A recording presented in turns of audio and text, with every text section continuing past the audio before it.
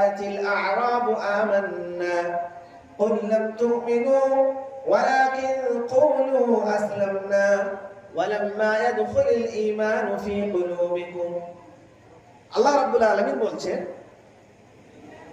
যারা মুহাম্মদ সাল্লাল্লাহু আলাইহি ওয়াসাল্লামের যুগে নতুন নতুন ইসলামে দীক্ষিত হতে লাগলো, তো তারা বলতে লাগলো যে আমরা মুমিন হয়ে গেছি, আমরা ঈমান নিয়ে এসেছি। তো আল্লাহ রাব্বুল আলামিন আয়াত অবতীর্ণ করলেন। আমার মুসলিম ভাইরা ভালো করে শুনবেন, আল্লাহ রাব্বুল আলামিন কি বলতে চাইছেন, আমাকে বোঝাতে চাইছেন যে তারা বললো আমরা ঈমান নিয়ে এসেছি। তো আল্লাহ আয়াত অবতীর্ণ করলেন, কি করলেন? ক্বালাতিল আ'রাবু আমান্না, নব্য ইসলামে দীক্ষিত মানুষেরা বলে যে আমরা ঈমান নিয়ে এসেছি।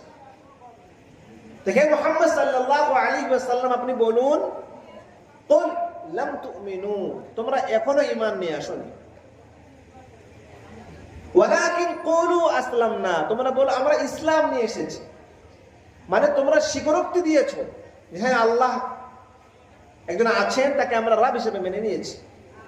মুহাম্মদ সাল্লাল্লাহু আলাইহি ওয়াসাল্লাম আপনাকে নবী হিসেবে মেনে নিয়েছি, কারণ আপনাকে দেখতেছি যে আপনি বিজয়ের পর বিজয় করছেন, মানুষের হৃদয়কে জয় করছেন, মানুষকে সৎ কাজের আদেশ করছেন। তো আপনাদের সব জিনিস দেখে মনের মধ্যে একটা বিশ্বাস আসতেছে না আপনি সঠিক দিনেরই প্রচার করছেন। তো এই ধারণা আপনার মাথায় এসেছে, আপনি ইসলামে দীক্ষিত হয়েছে। ওয়ালাম্মা ইয়াদখুলুল ঈমানু ফি কুলুবিকুম, এখন ঈমান তোমাদের হৃদয়ে প্রবেশ করে। আমার মুসলিম ভাইরা, ঈমান যদি হৃদয়ে প্রবেশ করে তাহলে কি হবে?